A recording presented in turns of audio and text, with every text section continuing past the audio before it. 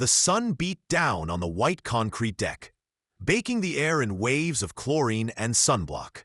Children shrieked with laughter, cannonballing into the deep end, their voices echoing off the blue-tiled walls. Moms sat beneath striped umbrellas, flipping through paperbacks, nursing plastic cups of Diet Coke. Boom boxes played top 40 hits from the snack bar, mixing with the sound of flip-flops slapping against the pavement. The familiar hum of summer hung heavy in the air. It was the first real day of summer, the kind that felt like freedom itself, and no one noticed when 3 kids vanished. Their towels remained on the lounge chairs, still damp from their last swim. A pair of pink jelly sandals rested neatly by the diving board ladder. An empty Sprite can sat upright next to an unopened bag of sour straws. A faint trail of water droplets led toward the shallow end, where children had been playing Marco Polo just moments earlier. But that was all anyone could agree on. The last time they were seen, they were laughing and splashing. No one knew exactly when they stopped laughing. No one noticed when they disappeared. The lifeguard tower was empty. It had been empty for hours, but it wasn't until dusk that someone finally thought to ask who had been watching the deep end. Who was supposed to be on duty? The answer was chilling. No one. The staffing schedule had been messed up that day. A last-minute shift change, a small oversight buried beneath piles of paperwork, and a sense of town-wide complacency. The pool had never technically been supervised that afternoon. By then, it was too late. The kids were gone. The Glen Ridge Police Department launched a frantic search. They drained the pool, checked every inch of the filtration system, sent divers to the bottom, and even brought in K-9 teams. Nothing. There were no signs, no footprints in the wet concrete, no scuffle. Just the eerie silence of the empty pool. The town didn't know it then, but that moment would haunt them forever. The disappearance of Danny Cortez, Tyler Quinn, and Mia Langford, ages 7, 9, and 8, was just the beginning of a mystery that would remain unsolved for decades. The case grew cold as the days passed. News of the children's vanishing spread through town like a dark shadow, whispered at town meetings, pinned to corkboards in convenience stores. Names of the missing children were printed in local papers, read aloud at community gatherings, but the town had no answers. It felt as though the very memory of the kids was swallowed by the pool's still waters, their names lingering like ghosts. By the fall, the pool was padlocked. The gates were chained shut, the water drained, the tower removed. The town promised repairs, but instead, it quietly abandoned the facility. Glen Ridge Community Pool became nothing more than a decaying relic, swallowed by the overgrown hedges and rusting chain-link fence, until no one could even remember when the pool had closed down. And yet, there was something about it that never quite went away. Something buried deep within the concrete, beneath the cracked tiles and crumbling walls. Something the town wasn't ready to face. Not yet. Detective Alana Vega stood over the case file, her fingers skimming the faded photographs of the missing children. Mia Langford, Tyler Quinn, Danny Cortez. They all stared back at her with the same vacant expression, their eyes frozen in time. Their smiles were more memories than reality. Her thoughts kept returning to that one detail, the lifeguard tower. Why had it been empty that day? There had to be an explanation, something the town was overlooking, but no one seemed to know anything concrete. It was as if the town had decided, collectively, to forget what happened, or worse, to ignore it. The more Vega looked into the case, the more she felt like she was being led in circles. The police had done everything they could. They drained the pool, searched the locker rooms, combed the park grounds, even checked the nearby woods for any sign of the children. No evidence. Nothing. Just empty space, as though the kids had vanished into thin air.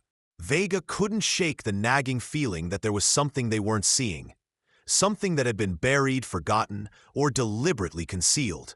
The families had pleaded for answers, But those who had been involved in the original investigation had all but stopped talking.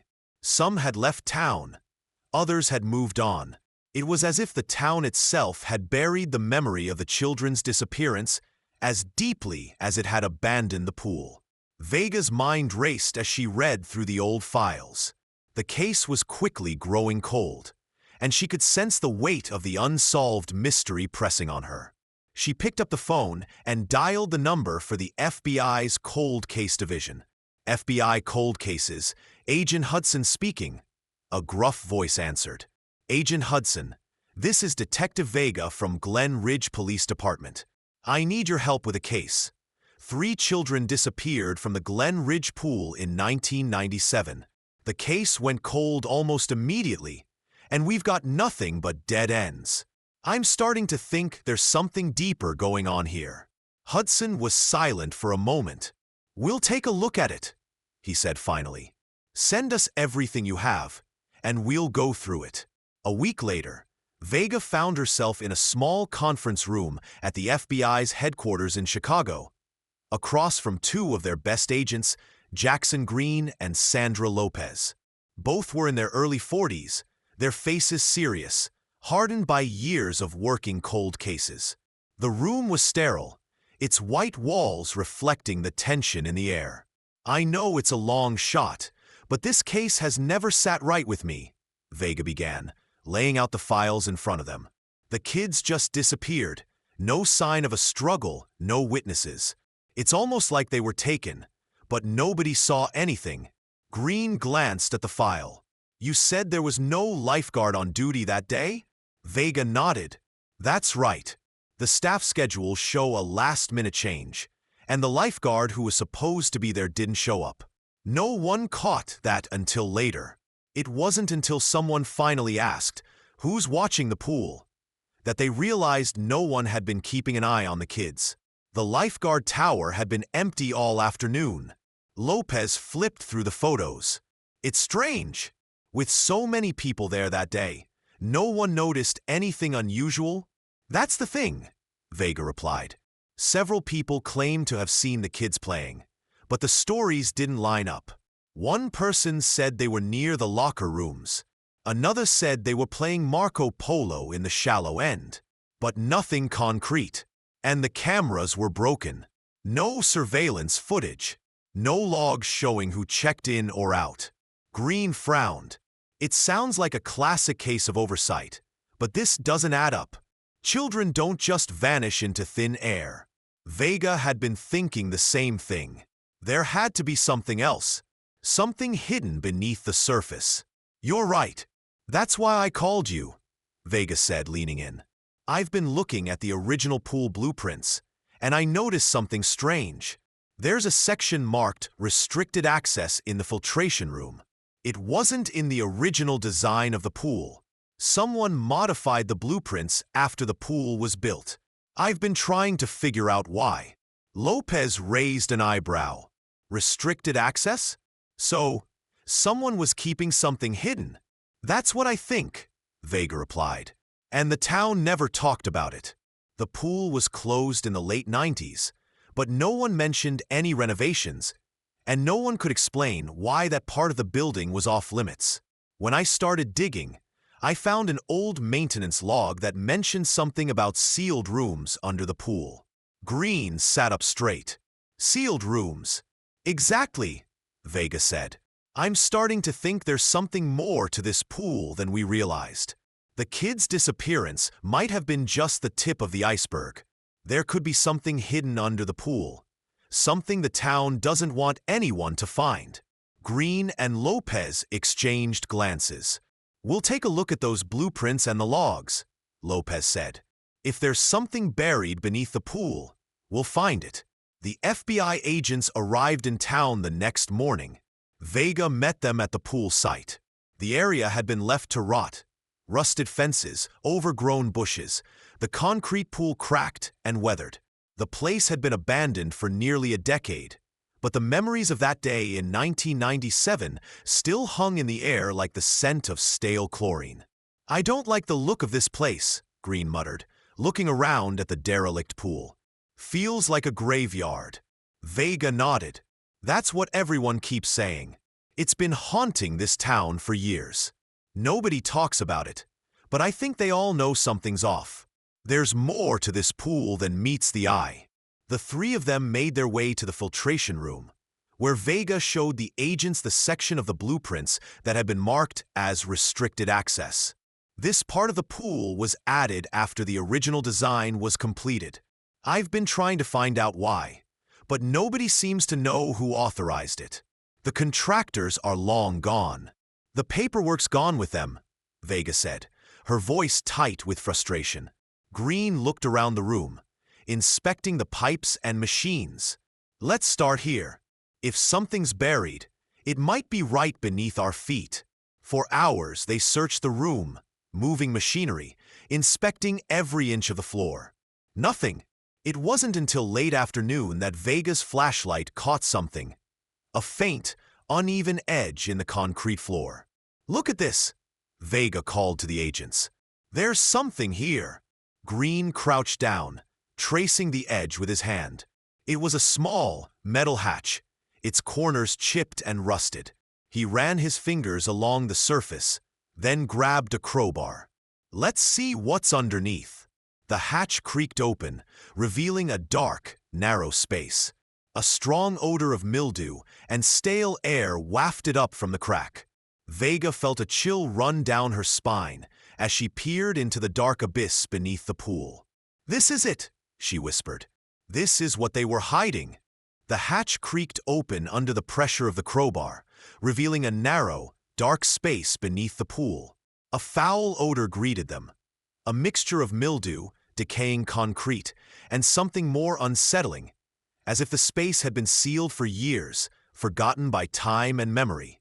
Vega's flashlight flickered as she shone it into the darkness, scanning the area beneath the concrete slab.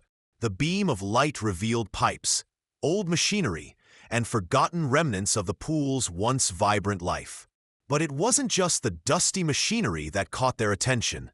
At the far end of the space, behind a stack of old chlorine drums, there was something strange. A slab of concrete set lower than the surrounding floor, its edges smooth, its surface eerily clean.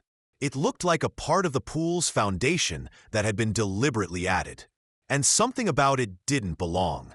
Vega's heart skipped a beat. This wasn't part of the original design, she muttered under her breath. Her voice caught as she stepped closer. She could feel the weight of the discovery pressing down on her. This was it. This was the thing that had been hidden all these years. "Help me move it," she said to Green and Lopez. They both knelt beside the concrete slab, each of them grabbing a corner. With a groan of resistance, the slab shifted, revealing a narrow, wooden hatch beneath it. The wood was dark with age, weathered but solid, the bolts on its edges heavy and rusted with time. Vega's hand trembled as she reached for the metal ring embedded in the center of the hatch, pulling it upward with a slow, deliberate motion. The sound of metal scraping against wood echoed in the silent room as the hatch creaked open. A gust of musty, stagnant air rushed up to meet them. It smelled like something had been locked away for a long time, trapped in a sealed space far beneath the town they called home. "Shine the light down there," Vega said, her voice low and steady despite the pounding in her chest. Green moved to the front, adjusting the flashlight to shine deeper into the dark hole. The light bounced off the walls of the space beneath them, revealing what lay inside. There was a room, a small, claustrophobic chamber that seemed far too large to be hidden under the pool. The walls were lined with the same peeling pink insulation as the original pool, the same faded, childlike decorations that had once adorned the area. The floor was covered in grime, dust, and old, broken furniture. But there was something else, something that made Vega's blood run cold. In the far corner of the room was a mattress, old and stained, its surface indented as if it had been used for a long time. Near it, a small wooden table sat on its side, and on the wall, something scratched deep into the paint caught her attention. Tally marks. Hundreds of them. Dozens of lines drawn with frantic urgency, each one etched into the wall like a countdown. Green took a step back, his hand reaching for his radio. "I think we need forensics down here." Lopez didn't move, her gaze fixed on the small room. This place was meant to be hidden. And whatever happened here, it wasn't just an accident. Vega stared at the room, her heart thudding in her chest. No, this wasn't an accident. The kids didn't just vanish. They were brought here. The realization hit her hard, and the silence that followed felt like the weight of years pressing down on them. Someone had been using this space for something unspeakable. And the marks on the wall, the tally marks, they told a story of someone being held captive, of time being measured and recorded as though each day mattered, as though each moment was an ordeal that had to be counted. They weren't just missing children, they were prisoners.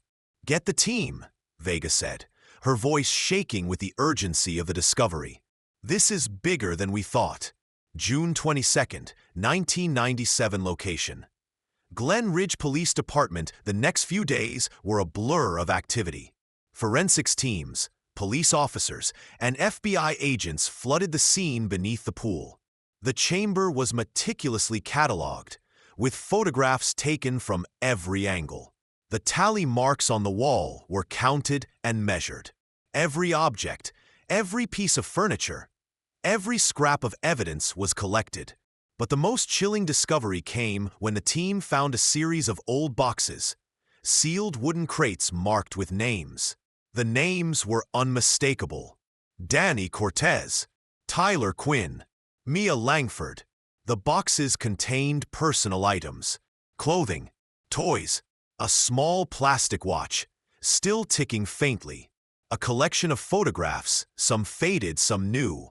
There were no bodies, at least not yet, but the items were enough to confirm what Vega had suspected. The children had been taken. They had been held here, in the hidden room beneath the pool. And the boxes? They were trophies, items kept as evidence of their captivity. Vega stood in the cramped office of the police department, staring at the photographs of the items. She could barely breathe. The faces of the missing children, now staring back at her from the photographs, were still fresh in her mind. The families had no answers. They had suffered for years, wondering where their children had gone, and now the truth was staring them in the face. Lopez stood beside her, arms crossed. "This is bigger than just Glen Ridge, isn't it?" Vega nodded slowly, her mind racing. "Much bigger. These kids were part of something, a network, and this wasn't just some random act of violence. This was planned. Whoever did this, whoever set up this system, knew exactly what they were doing." Green had been working the case from a different angle, checking old records and cross-referencing names. He looked up from the files, his face grim. "I'm starting to think this isn't an isolated incident. There are more towns, more places. Look at this." He tossed a thick folder onto the table. Inside were records from other missing children cases. The details were almost identical. Children who disappeared without a trace, families left in the dark, towns that never spoke about it. And more importantly, there were patterns, names and addresses of people who had been involved in the construction of several community pools across different states. Pools that, once built, seemed to have an unsettling history. Pools that had been abandoned, just like Glen Ridge. Vega flipped through the pages, her mind working furiously. Whoever did this wasn't just hiding these kids. They were collecting them, using the pools, using the towns, as cover for something much darker. June 24th, 1997 location.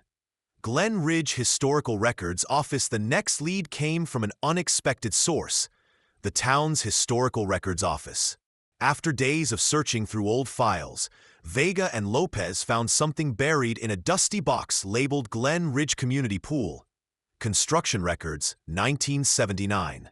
The records detailed the town's plans to build a new public pool. But there was something odd about the design. An additional section had been added to the blueprints at the last minute, an underground filtration system, a space that wasn't on the original plans. The addition was signed off by a name that Vega recognized immediately: Charles Langford.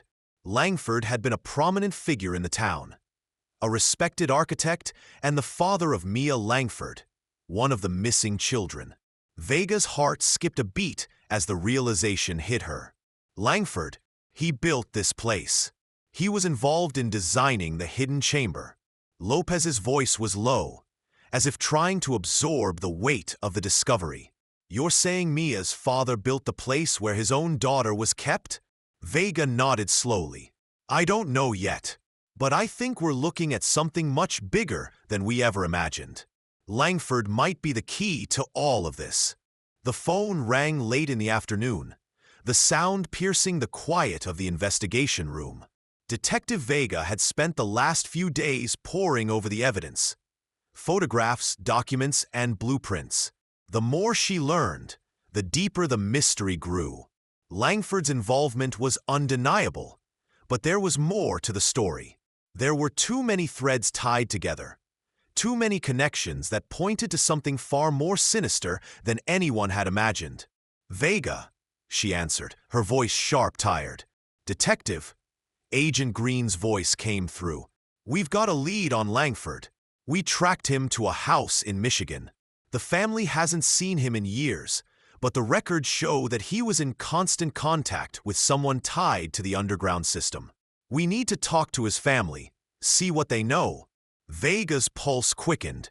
Langford, the man who designed the pool, the father of one of the missing children. There were still so many unanswered questions. Had he been involved in building the secret chambers for a larger purpose? Was he complicit, or had he been manipulated? I'll head over there, Vega replied, standing up from the desk. She grabbed her jacket and headed for the door, determination in her step. She had to speak to Langford's family. If there was even a chance of finding more answers, she couldn't afford to waste any more time. Vega stood at the doorstep of a modest house on the outskirts of a quiet town in Michigan. The place seemed almost ordinary. Nothing about it stood out, nothing that would give away the dark history tied to it.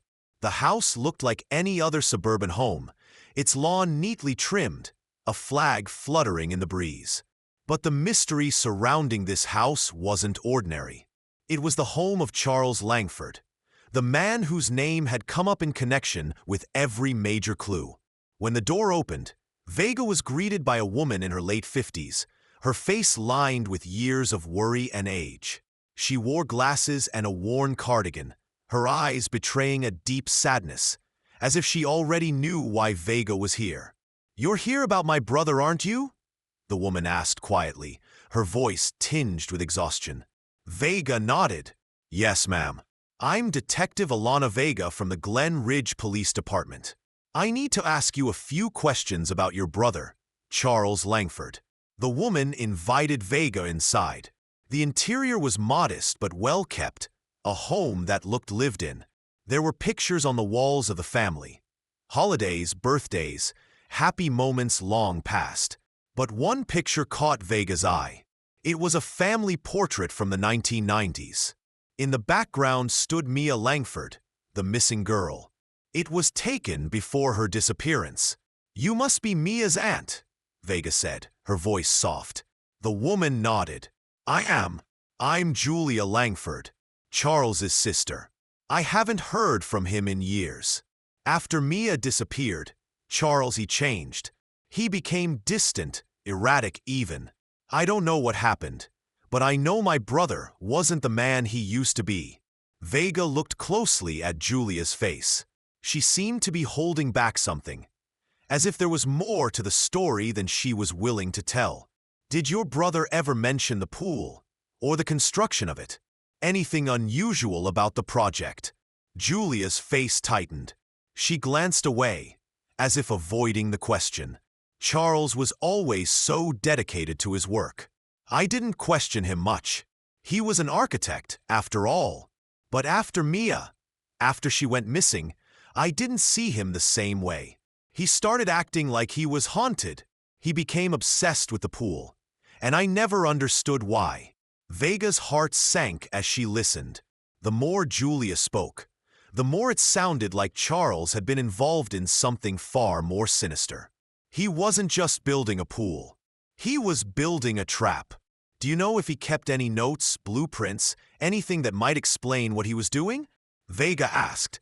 Julia sighed deeply. I think I know where you're going with this. Charles wasn't just building pools. He was part of something. He was involved in the Fellowship. The word hit Vega like a punch. The Fellowship. It had been mentioned in passing before. Whispers of a secret group that used the pool facilities as cover for something darker. But now, it seemed like Langford had been part of it. What is the Fellowship? Vega pressed. Who was involved? I don't know all the details, Julia said, her voice trembling. But I do know this. It wasn't just Charles. He wasn't the only one building the pools. There were other men, powerful men. They believed in purity, in controlling the future. They kept the children in those rooms like experiments. Mia, she was one of the lucky ones, or so they thought. Vega's mind raced as the pieces started to fall into place. The pools, the missing children, the hidden chambers, it all made sense now. The Fellowship wasn't just about abductions. It was about control, about creating a network, using the children as pawns in their twisted plan. Julia continued. I don't think Charles was in charge. I don't think he wanted to do it, but he was involved.